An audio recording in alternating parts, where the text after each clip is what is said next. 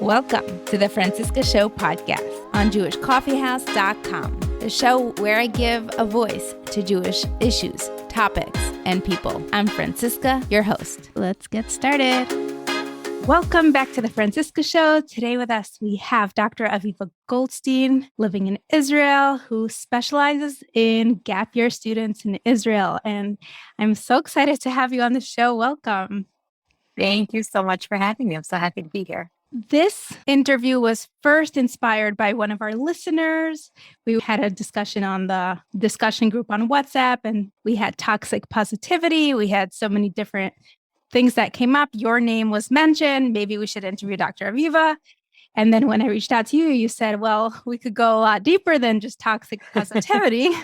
Let's talk about all the stuff that goes on in the gap year in Israel, because that's what I specialize in. I thought, what a great idea, because I have loads of questions for you.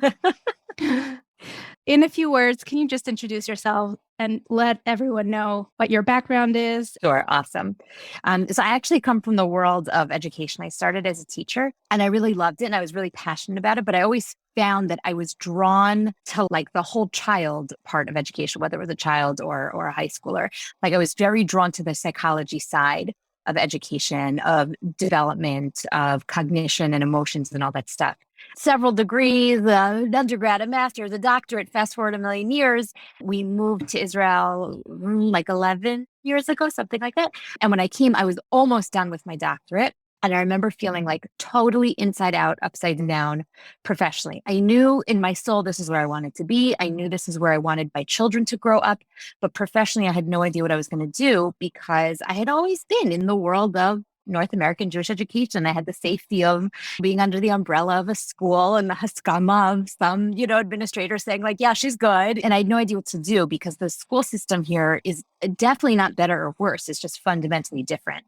And I could not imagine finding myself in the system. And I remember I was kvetching about this once to a very close mentor of mine, Dr. David Pelkovitz, who's just like amazing. And it was actually his idea. He really pushed me. He said, Aviva, get over yourself, basically, not in those words. Whatever you were going to do in a school in America, just do privately in Israel. Like you were going to deal with the home school stuff and the kids that are slipping through the cracks and the kids that are struggling with different things, whatever. He's like, so just do that. And at first I was like, you're crazy. Like, what are you even talking about? Massive, massive imposter syndrome for sure. That even like today, all these years later, I definitely still have. But that's what I ended up doing. Like, thanks to him, thanks to Rona Novik, who's another very close mentor and friend of mine. And so I have a private practice here where I do individual and family counseling. I specialize in adolescents. And as you said, about 80-ish% of my practice is yeshiva seminary students, gap year students of American kids that are not from.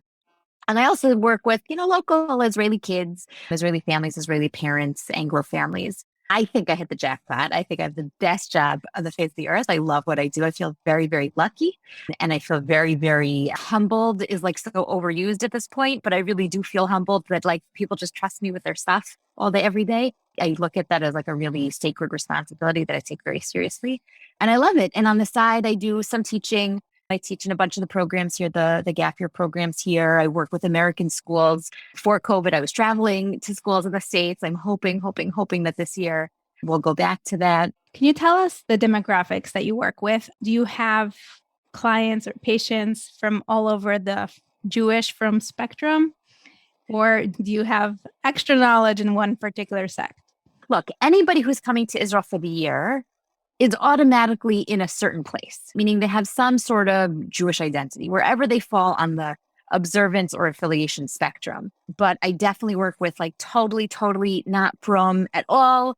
I work with Hasidish and tights, like the whole and everybody in between. And there's something I think like, maybe this is cheesy, but there's something I think very cool about the fact that like a lot of them are sitting down and talking about similar things.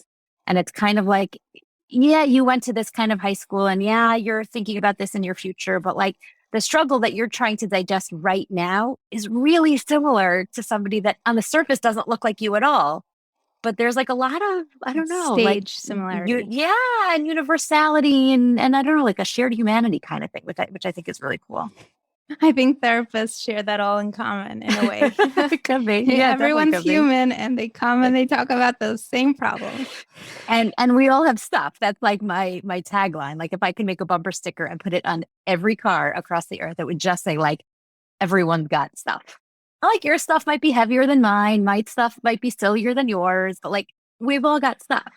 Someone yesterday told me quietly, because I go to therapy. And I said, well, doesn't everyone, or shouldn't everyone? Like, why are you hushing this? We're in a private, no one's around us.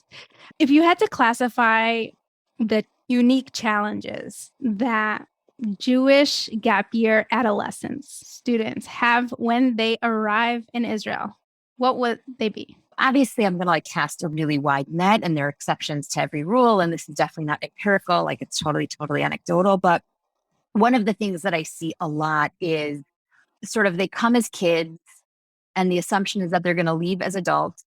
A lot of them have had really wonderful childhood experiences, really fantastic educational experiences. And I think coming from a place of real love and commitment, haven't had to have a whole lot of responsibilities and independence. Parents and other caring adults have done a lot for them over the course of their 17, 18 years.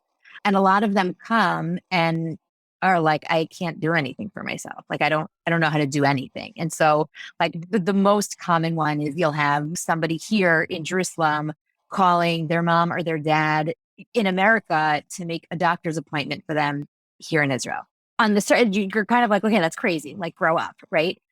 Obviously, there's depth to it. There's a reason. Like, they haven't been taught you can do these things for yourself. You can learn how to do them. If you make a mistake, you'll figure it out. You'll call the office back and reschedule, whatever it is. But I think that's probably one of the most common ones when they arrive, is just figuring out like, how do I do this like independence thing? Give me some more examples of some independence things. Some of the programs provide all of the meals. Some of the programs provide some meals. And even the ones that provide all the meals, not everybody wants to eat what's being served for lunch or dinner.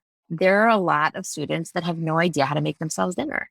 They don't know how to buy the groceries. They don't know how to know, is this the right quantity? They don't know what kitchen gadgets they need or don't need. And that's a big struggle. And obviously it's a slippery slope, which I assume we'll get to at a certain point later. But, any kind of like food stress can be concerning for 17, 18, 19-year-olds, guys and girls. And that's definitely a stigma that I think we should probably get to, that it's cross genders, food and body stuff. But so food preparation, laundry is a big one, making plans for Shabbos. And everybody responds to those challenges very differently. Like, I know one person who was so anxious about, and I don't mean clinically anxious, I mean just like kind of, worried about not having plans, that she literally planned out her first 3.5 months worth of Shabbos plans because she was so nervous. Like, what if I don't have plans? And then she felt locked in because she already made these plans. And now she has these friends when they want to go to their, I don't know, sisters, cousins, aunts, brothers, neighbors, whatever. And then there are other people that are like, oh, shoot, it's Thursday night and I have no plans. I don't know where to go. So that's definitely a big one. This is something that they'll express and their parents will say, go get therapy for this. Or do people come to you already with more significant issues? Oh, good question. So I don't do anything clinical. I have no clinical training. I have no clinical background. So that means in practice, I don't make diagnoses and I don't treat specific things. So if you come to me with anxiety, we'll do all the social, emotional, behavioral stuff around anxiety, but I don't treat anxiety. I'm not trained for that. I'm not qualified for that. And so sometimes someone will come to me having already had a therapist or a psychologist or a counselor or a something over the course of their lives, middle school, high school, and they just kind of want somebody as like a placeholder over the course of the year. So we'll do that. Or someone will come to me a month or two into the year and say like, oh, shoot, I didn't realize how hard this was going to be. Or, oh, shoot, I'm realizing I had all this stuff that I probably should have talked through before, but I didn't. And now it's coming up. I will tell you, there's a month-ish left of the programs here. And literally today, 2 new people called to say, I know there's only like 3 or 4 weeks left, but like I need somebody to talk to. There's a definite range of why they come, when they come. Some of it is at the encouragement of their parents. Some of it is sort of like with their parents' hesitation. There's definitely a difference. Just interestingly, what you were saying before about the person, whispering, I'm going to therapy. I won't ask you how old that person was, but one sort of interesting, significant thing I think about I hate to say this generation because it makes me sound like I'm 400 years old, which I definitely don't think I am, but like this generation of 17, 18, 19-year-olds, so many things have been so normalized for them that were not normalized when we were growing up. That as a few years ago, I'd gotten to one of the seminaries where I was teaching on a weekly basis. It was like a regular class. I'd gotten to the classroom a few minutes early. And I'm getting my computer set up and, making all my copies, whatever. And two friends came in also early and they were talking about, I think they wanted to meet a friend of theirs from high school who's at a different program. Okay, can we go on Tuesday? No, on Tuesday I have therapy, so I can't go on Tuesday. Can we go on Wednesday? Oh no, on Wednesday you have therapy. Shoot, okay. And it was just like so normal as if they were talking about the dentist. Like, and there was no like, oh, this is embarrassing. It was literally like, oh no, like I have stuff. So I go to the therapist and like, that's it. And they didn't even know I was listening. They just happened to walk into the classroom and I was there. But, for a lot of them, it's like, on the one hand, they're the generation of like massive oversharing. On the other hand, one of the benefits of that is a lot of them are like willing and comfortable about opening up and talking about stuff. I want to address some of the more juicier topics like addiction, eating disorders or disordered eating. I want to talk about potentially same-sex relationship exploration. I'm just assuming it happens based on some of the interviews we've done, as well as knowing people and hearing of their stories. And then I would also want to talk about unhealthy relationships and attachments to teachers and rabbis. Okay. Just a few light topics. So if I forget anything, I'm putting this on to you as well. And then We'll share it. If we could end with, I'm just putting it out there, but if we could have some sort of guide or checklist for parents to be able to ask themselves, is the gap year the right fit for my child or not? And maybe there are some qualifications that parents can go through these checklists or questions and figure out, is this really a good fit for my kid based on their experiences or upbringing or personality? And maybe we should be more vocal about maybe gap year is not a good fit for the kids and normalize that as well. Anyway, so let's take it away. What should we start with? One of the things I would say, and I see this with the individual clients I work with, I see this in the students that I teach, whether it's on a regular basis or I'll do like a one-time thing or a two-time thing in a different program. And I see it from working with parents and faculty and students in schools in the States. I think there's like a shift happening, but there's still something holding on to this sort of old school feeling of like, we shouldn't talk about it. First of all, because it's a little bit uncomfortable and awkward. But also because if we talk about it, we're going to expose our kids to ideas that they may not be thinking about. And then it might pique their interest and their curiosity. And then, God forbid, lead them down like a dangerous path on any of the topics that you just raised. And I think that that's like a really important idea for us to be talking about as individuals and as a community, because every piece of evidence that we have from the Jewish world and not Jewish world, like real data, like actual research, tells us that that's not true. If you talk about addiction and drinking, kids don't say, oh, I should start drinking. If you talk about LGBTQ, homosexuality, or even straight sexuality, it's not like everybody's hopping into bed. That's not how it works. And I hope I'm right that there's a growing sensitivity to the idea that like we actually need to talk about it, and we need to talk about it in really honest, even if it's difficult and awkward ways. Because what happens when kids who are on their way to adulthood don't have information or have massive gaps of information and they only have pieces of it, that's when they're actually the most vulnerable, because they have like a klutzy picture. They have half of a view. They don't have the whole sense of what's going on. And so give some examples. So like a silly example, just as like, nothing that's like scary like this, but a lot of parents are now worried, I'm separating it from gap years and Yiddishkeit and all that stuff in adolescence. A lot of parents are now worried about like sugar, let's say, right? And so because we want our children to be healthy and we want ourselves to be healthy and want to have healthy homes, there's like a total restriction or near restriction of sugar in the house. There's no candy, there's no this, no that. And on the one hand, you want to say like, great, like why should we expose our kids to things that we know are probably not so good for them? The problem is that it actually doesn't completely shield them from sugar. They're going to go to a friend's house. They're going to go to a birthday party. There's going to be a snack in school, whatever it is. And either they are going to fall in love with it or they're not going to fall in love with it. That's totally up to the individual kid and their own science and biology and whatever. But the parent's act of saying no sugar does not prevent the child from accessing sugar.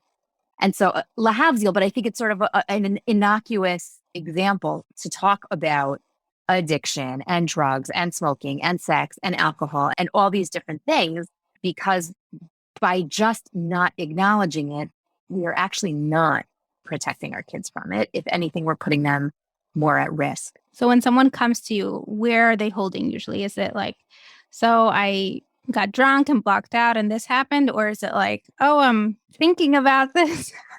Maybe I should try it out and I'm coming to you for guidance. Like, at what point are you seeing people and what's happening? What's going on? The theory is great, but I want the details of what's happening. So I'll give you an example. One of the schools where I teach a course. It's a weekly course for a whole semester. It's called Building Healthy Relationships or Building Great Relationships, something like that. And the idea is that I took all kinds of materials that we have from contemporary research and all kinds of stuff that we have, primary sources and original texts from Judaism, sort of writ large. And we talk about relationships. And it's in a seminary. So my relationship as a daughter, my relationship as a sister, my relationship as a friend, my relationship to Kadosh Baruch Hu, my relationship with myself. And then obviously it moves forward, my relationship in dating, my relationship with a spouse. And the way I teach is I don't take attendance at the beginning of the class. I think it's like Chaval al Hazman, as they say. It's like a waste of time. You sit there and you go through the list. The way I take attendance is that every class, at the end of class, I have an exit ticket that I've printed out in advance, and every student writes their name on it. And there's a question. There's always like an open-ended question. It's not a right or wrong. I'm not grading you on this, but it's a way for me to check myself. Did I teach what I was hoping to teach? And if not, I'll recorrect next week. And it's also just a really easy way for students to ask me a question if they don't want to ask it in front of everybody. So they'll scribble something. So the first year I was teaching this class, I remembered at the end of every class, I would collect the exit tickets and there would be a question like, are we going to talk about dating? And I was like, yes, of course we're going to get to dating. And the next week it would be like, are we going to talk about Nagia? Like I have questions about Nagia. Yes, 100% we're going to get there. Every week they were getting like more and more, I don't want to say impatient, racy, but yeah. And finally, I realized all of these are just euphemisms. They just want to talk about sex. They just want a place to talk about sex. And every week when they would ask me these questions, I would go to the Menahel of the school, the Rav. I won't say his name because I don't have his permission. And I would say to him, like, you tell me, what are the institutional red lines? Like, I don't do awkward. It's like not my thing. I'm comfortable with anything. But if you tell me in this school, we will not talk about XYZ, I won't go there. I just need to know what are the boundaries. And to his credit, and he should get a lot of points for this in Shammai, because I think he will have a lot of zchuyot because of this. To his credit, he said, if they're asking these questions within the context of a Torah institution, we owe it to them to give them answers in the context of a Torah institution. And I said, so what are you saying? And he said, there are no red lines. I was like, really? There are no red lines? And he's like, no, if they're asking, answer. Obviously in a respectful way, obviously in like, a manner that's reflective of the fact that there's a Torah institution. But of course, if they're asking a question, why would we not answer it? And to him, it was like, duh. But I don't take that as a duh, because I know how many institutions would not. And so in that, I've been teaching this class now for years and years and years. And like, there are nights, it's Thursday nights. Everyone's already sort of in a different vibe than, let's say, on like a random Tuesday morning. But there are nights where it gets like, there are lots of giggles. It gets kind of racy. But I make a commitment to them at the beginning of the year that if there's anything that they want answered, I promise to try. And if I don't know the answer, I will try to find the answer. I will try to find somebody that will know the answer, but there's no such thing as the question that can't be asked, because that's not what we're about. And so I'd say sexuality is one of those really big areas. A lot of them, I would say, wherever they fall on the spectrum of affiliation and observance and education, wherever they fall, I think one truth that we can probably say for the vast majority of gap year students is that they really know a lot of pieces about many more topics than we may assume. And at the same time, they're missing many pieces about those topics. So they might know a whole lot more about sexuality, let's say, than their parents might assume.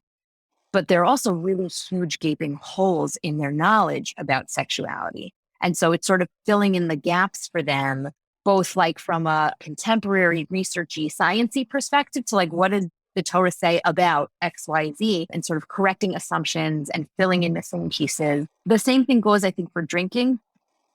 There are a lot of them that come to Israel having already experienced either drinking themselves in high school or seeing their friends drink. Is that equal between boys and girls, or boys drink more than girls? I don't know. I don't have any data that I could base that on. I think the assumption is boys drink more than girls. I don't know that that's a safe assumption. And that's also part of like sort of breaking down the taboo and the stigma is like, there's some things that are just for the boys and some things are just for the girls, but most of this stuff, I think there's a lot of overlap. And there are some kids that will show up really naive about drinking, and they might be exposed to something while they're here during the year. And also, we can't forget there are kids that are coming here who have seen addiction in their own homes. And so when we say sha, let's not talk about addiction because either it's scary or it's upsetting or we don't want to introduce them to something. A lot of them know people with addiction. And so the more we don't talk about it, first of all, the more they feel isolated. Like there's this huge thing that is going on in my life that nobody is acknowledging and nobody's talking about. But also they might have questions and they might want to understand it and they might want to just see it from different perspectives or from different adults weighing in or whatever it might be. And so that's why I think really talking about it, not using euphemisms and not sort of dancing around subjects, but like really talking about these hard things, I think matters because they're going to find answers somewhere. And if we're not the ones giving them the answers, we can't guarantee the accuracy. And so there's something kind of, I'm not like a big fear monger person, but I do think there's something scary about knowing that my kid might be out there learning something that's not actually true. But because I'm not talking about it, they don't know that it's not true. And then they're going to go through life with a certain truth in their mind that's just not based in reality. Like, I think that's kind of unsettling a little bit. Anyone at that age and stage is looking for connection, relationships, and everything in between. And then I would assume most of the from boys and girls are not in relationships. Maybe I'm wrong, but the ones, and I want to talk about that dynamic, but I also want to talk about the obsession of the people who are not in relationships. They idolize and start obsessing and loving their teachers or rabbis, both female and male. I have no idea what goes on in yeshivas. I'm assuming there's also this obsession with your rebbe or your rabbi. And they spend a lot of one-on-one time, even if there is a glass, there's lots of that attention and relationship, and some of them become very unhealthy dynamics. So can we address those concerns that parents may have? Definitely. I don't want to say that most of the modern Orthodox, however we're defining that, guys, girls, whoever are not in a relationship, because again, I don't have the statistics in front of me and I'm like a data nerd. I'm sorry. I'm like such a stickler for it, but I think it's not great for us to go, for me, at least, to speak on assumptions. A lot of them are in relationships. I meant to say not everyone, right? I wasn't. No, of course. I'm not calling you out, God forbid. Oh my God, not at all. No. I'm saying like for myself, I'm like such a numbers nerd. A lot of them will come in with high school boyfriend, high school girlfriend, whatever it might be, and saying like, don't tell me to break up with them. I'm never going to break up with them. And like somewhere around Hanukkah, they're like, I think maybe we should break up and focus on my learning or whatever. Like everybody goes through their own stages, but relationships is definitely an important and interesting thing to look at and to think about. And same-sex stuff also, I think we should get to, like you mentioned. I think it's a really important thing. But the idea about the faculty members, the teachers, the rebbes, the rebbitzins, I could be wrong. Like for sure, I could be wrong. But I get the feeling that it's different now than it was 20 years ago. That's the sense I get. And what I mean by that is I think there's a lot more, first of all, there's a lot more involvement by the parents. 20 years ago, you would go to Israel and your parents would know whatever you told them when you called them once or twice a week on the phone, right? Or God forbid, like sent them a letter. Now, not only are a lot of them speaking to their parents multiple times a day, but they're FaceTiming. So the parent can see, how does she look? Is she making eye contact? Is she wearing this? Is she wearing that? Right? Like all sort of the external signs of things. And so I think there's a lot more parental involvement than there used to be. Latov and not, meaning for better and for worse. I think they're both ends of that. There's a lot more awareness on the side of the mechanchim themselves, on like the educational staff, whatever the titles are. Some will keep their heads in the sands and are not interested in learning, what are today's best practices and what's appropriate, what's not in today's standards. But I think a lot of them are really much more aware than they used to be. And one of the reasons I think this is true is that it used to be that when you were dealing with something, working on something, thinking about something hard, whatever it was, you would go to your Chumash teacher's house for Shabbos, or you'd go to your mashgicha for Shabbos, and you would stay up until 4 o'clock in the morning on a Friday night, and you would, sort of spill your guts to the teacher, and she would listen and maybe give advice and maybe give guidance. And then she'd check in on you again a few days later. And that was like the thing. And I know from myself, the vast majority of referrals I get is from yeshiva seminary staff members, meaning they're now saying, I'm not qualified for this, and I'm going to stay in my lane. I'm really good at teaching Chumash, let's say. I may even be really good about talking to her about whether or not she should break up with her high school boyfriend and the implications, or what are the ideas she's going to go home in terms of her relationship with her parents. Meaning it's not like they can't talk about anything other than Chumash, but I think there's a much more fidelity to people staying in their lanes now than there used to be. And the professional mental health community here in Jerusalem, and I'm filling all the blanks of all the different degrees and titles, it's a really, really nice, warm community. Like I feel really good about my colleagues. It's not like icky and competitive. We often refer to each other. And it's one of the conversations that I've had with a lot of my colleagues that they've noticed. Obviously, there's always somebody egregious that's crossing a line and, was putting themselves somewhere where they shouldn't have been and saying something they really had no authority to say. But I think a lot of us are finding that the educational professionals are much more aware of what they do and what they don't do, or what they ought to do and what they ought not to do. And so I'm hoping that that's just sort of one example of a healthier culture being breeded here in terms of the relationships and what we go to each other for and what we rely on each other for. Again, there's always going to be exceptions to the rule, and there are always going to be institutions that are a little bit behind. I think, again, I could be wrong. I'm saying that a million times, but I think that it's a healthier system than it used to be. I don't know. Maybe that's the optimist in me. If therapy is totally accepted now, instead of going to teacher, you're going to. Right. Let's go to the same-sex dynamic. I don't know what else to call it. So let me give you some background. We had a bisexual woman on our LGBT series, and she talked about how her one goal when she went to seminary was to focus on her learning and not fall in love with anyone. And she did. And I got a few private comments saying how that's totally normal for girls. At least, I don't know if they were extending that for boys to explore at that age. Doesn't mean she was bisexual or lesbian, which meant that either they know personally people who were involved and who decided they're straight after that. The point is that there's a certain amount of sexual energy going on and they don't have access to the opposite sex. So it's happening out of an experimental, almost no choice, no options, like in jail or prison type. Okay, so tell me if I'm wrong. Let's take this away. Okay.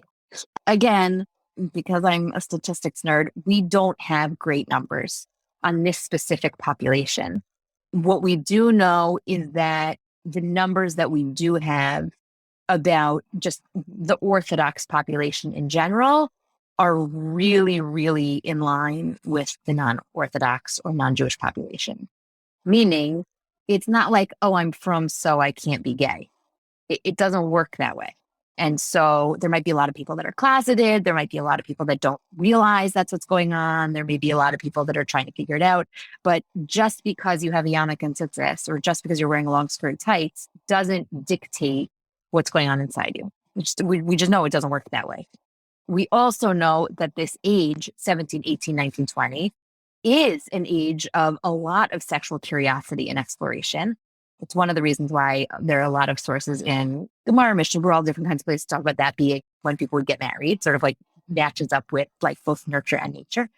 And it's a time when, exactly like you're saying, there's a lot of emphasis on connection and opening up emotionally and figuring out who I am and making those connections with people around you and finding inspiration about that. Does it happen? Yeah, of course it happens. Is it all sort of like nasty and gross and like everybody just wants to get it on? No.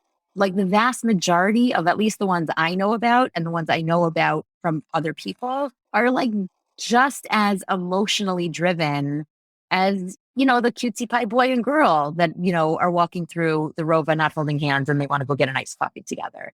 Like it's not that all of a sudden, if you're somewhere in the LGBTQ world, all you want to do is get it on. It's not. My question is different. Yes. Is there exploring going on beyond the LGBT just because of lack of access? For example, you have 17, 18-year-olds in the States, for example, or in secular culture. They have access to the opposite sex. So it might be, well, I have no idea, more confusing or less confusing, but they have access and options. Whereas in from gap year programs, everything's separated. So do you think there's more same-sex exploration than you'd have in a co-ed environment that doesn't implicate necessarily long-term LGBT affiliation? My guess is no. But again, I'm saying we don't have numbers on this. And so it's guessing.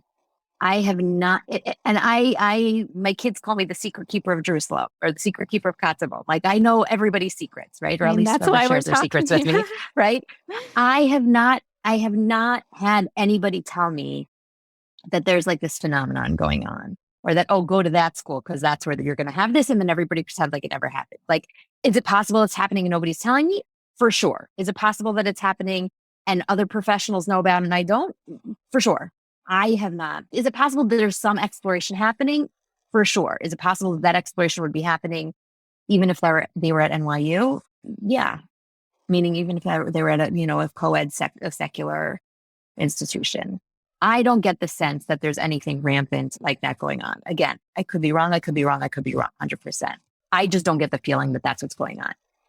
Do I know that there are definitely same-sex relationships going on? For sure. Like that, there was one year, I cannot explain why or how this happened, but within I think it was like a 2-month period, 3 frum girls came out to me. It was like one after another. Over the years, lots of people have come out, but it was like this very sort of intense, and they're all frum, good. Like it could be your friend, it could be your daughter. It's not like some weirdo that's out there. Like they're normal. There's just this one thing that makes them feel, oh my God, what's wrong with me?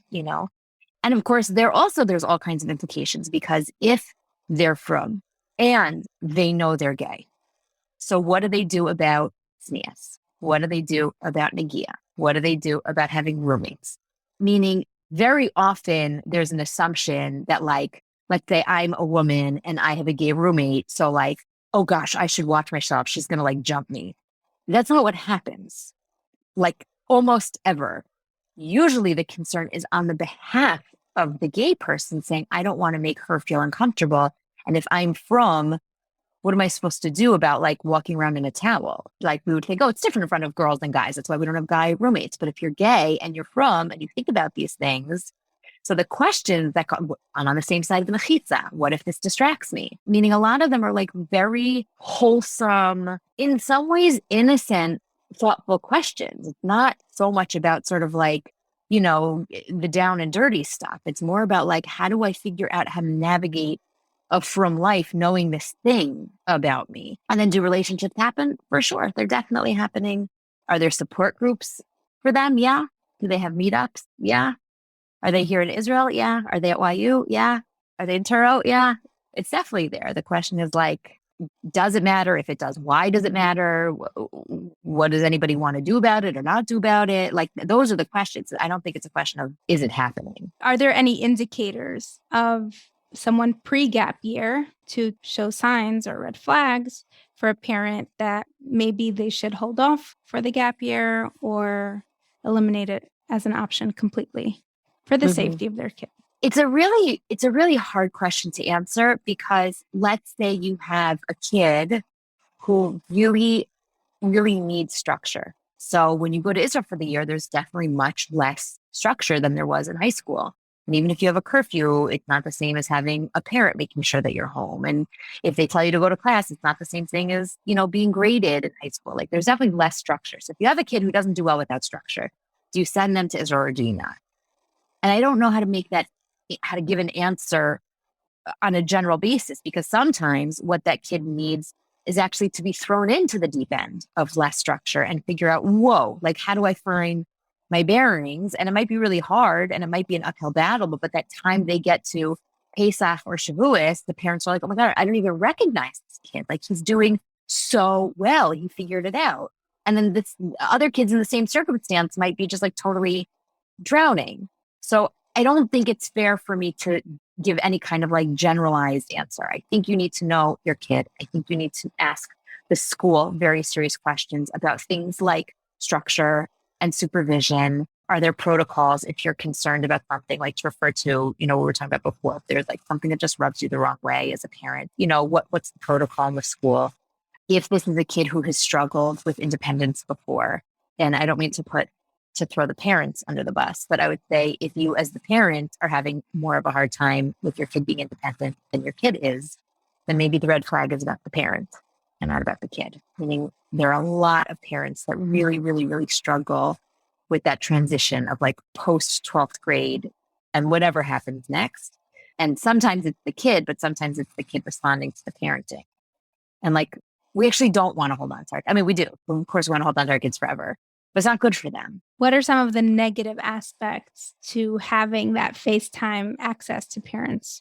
Let's say it's the afternoon and lunch is being served, and I really don't like the lunch that it's being served. And I happen to FaceTime with my mom, or I call her dafka to complain about it. And I'm just like in a mood and I'm like, oh, I'm starving and there's nothing to eat. And lunch is so gross and just a crutch. And then I hang up. Maybe I find lunch. Maybe I don't find lunch. My mom is now spending the rest of her day totally stressed about me being miserable, about me being starving, worrying about all kinds of things about me. Meanwhile, I found a snack. I found a meal. I found something. I moved on with my day and I'm having the best time with my friends. But the mom doesn't know that. The mom only knows what she saw on the FaceTime, where I'm like fetching and, miserable and starving. And so one of the downsides is it is constant communication, except it's not all day. And I'm not advocating for all day. That would kind of be a disaster if we had like nanny cams in the programs here. But they only get a snippet. And very often the snippet is not the great stuff. Like you call your mom to complain, you call your dad to complain, and then you hang up and then you sort it out. But your parents are still sitting there with the complaint sitting on their shoulders or on their necks or whatever. So that's like one downside. I think the parents don't necessarily see that the kid has like recovered from whatever thing there's been.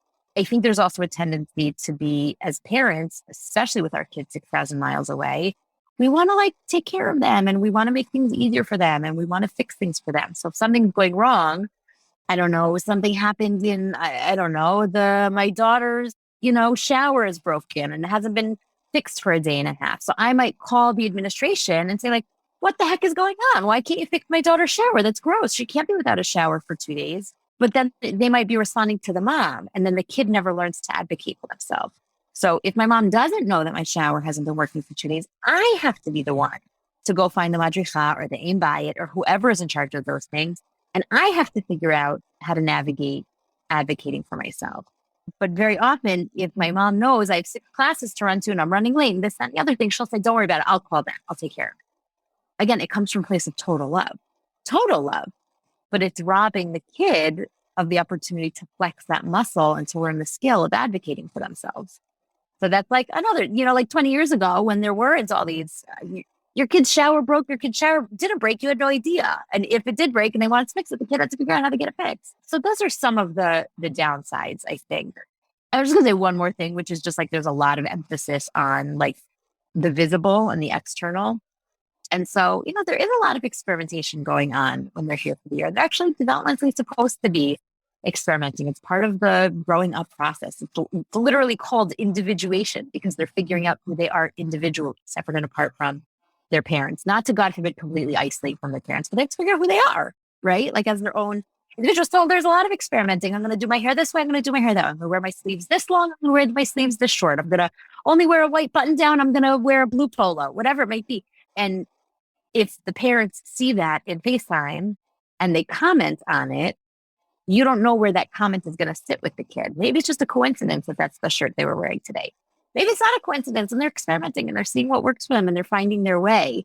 But because it's so visible and it's so sort of like quantifiable almost, that might also inhibit the kids. I keep calling them kids because they really start as kids, but God willing, they'll be adults. It might inhibit their ability to sort of chart their own course and find their place on the journey. That's like a little cheesy, but. So for anyone who hasn't been exposed to drugs, whether they are hardcore or softcore, I don't know what the opposite is, are there instances where you have someone who comes from a good family, stable upbringing, good inclinations, and then somehow gets involved in something. Not to say that drinking is not as dangerous, but drinking is not illegal if you're 18 and you show up in Israel, and so it's a culture shock. So is there that dynamic, or anyone who ends up turning to illegal substances has some sort of indicator or past or exposure? So I hesitate to answer that because I'm not a substance specialist at all. I think most people don't end up in that space of just like really sort of sad, hardcore stuff by saying, I wonder what heroin is like. I don't think that's how it happens. People I think don't it start usually with heroin. happens. Right. So what was the first thing that got me to try the thing, that got me to try the next thing, that got me to the next place? I don't know, for better or for worse, whether this is like a depressing fact or this is like, a chesed to destigmatize.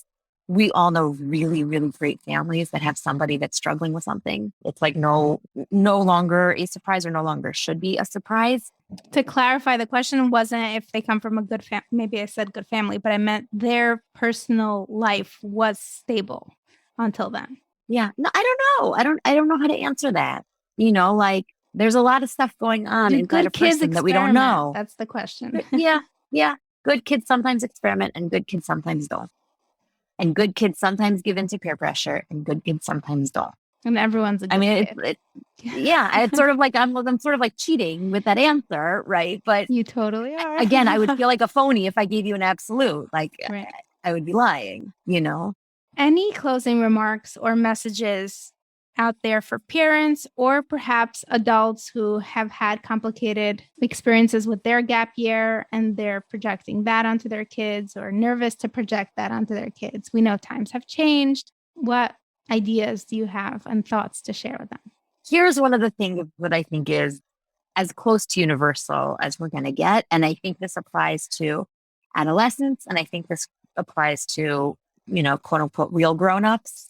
I think one of the greatest fears we all share is like a fear of being judged, a fear of rejection. I think judgmental is sort of like the biggest one. And we know that it's one of the big inhibitors for why people don't report when they've been victimized, for why kids don't open up to their parents, for why people might hold in some of their real dark stuff, even if they have very close friendships. A lot of that comes back to a fear of being judged. The year in Israel is a time of so much growth, God willing, if it goes well, and a lot of change and a lot of just figuring stuff out. And I think there's a lot of fear of being judged by the parent, justified or not. You might be the most open-minded, tolerant, loving parents on the face of the earth. Your kid might still be afraid that you're going to judge them. And so one, I would say like all of us, myself included, need to constantly be checking ourselves. Am I being judgy, whether I'm aware of it or not? And those of us who feel confident enough to say like, no, I don't think my kid would fear me being judgy. It's still on us to like really go over and above about, I will always love you no matter what. I'm not always going to love your choices, but I always love you. Nothing you could ever do short of, I don't know, murder could ever, jeopardize our relationship, those kinds of things, because some of the hardest stuff to share is some of the stuff that parents will say, why didn't you tell me? Well, because the answer is like, some of that's the hardest stuff to share. And so if I don't know how you're going to react, and I'm really nervous that you're going to react in a way that's going to be really hurtful, I'd rather just not share it with you. And of course, that not sharing breeds all kinds of distance and, walls between us and isolation and stuff like that. And I say this to the adolescents that I work with all the time. Same way that you don't want to be judged by your parents, you cannot judge your parents. Check your judgment on them. Why are you being judgy about them? Where are you being judgy about them?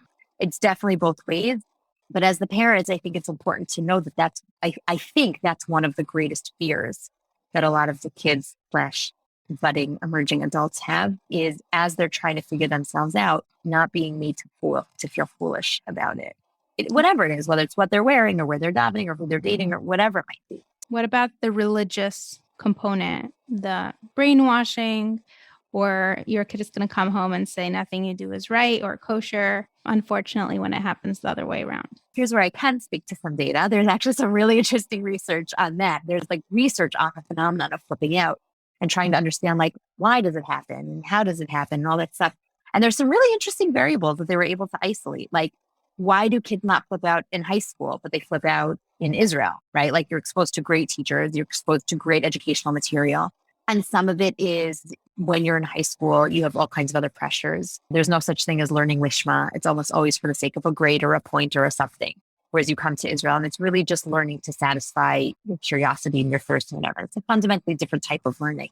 When you're in high school, there are all kinds of other things competing for your time, extracurriculars, the debate team, the basketball team, the chesed committee, whatever it might be, helping at home, setting the table, babysitting, whatever the thing might be.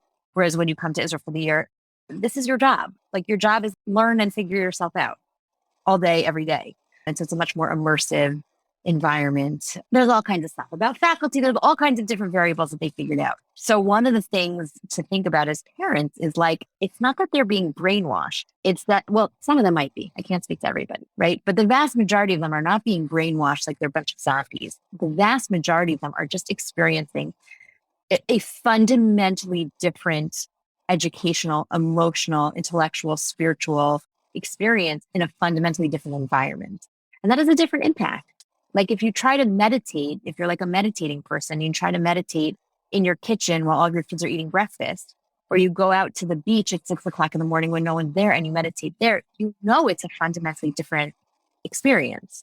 If you play guitar in your bedroom or if you go to an amazing concert, it's a fundamentally different experience.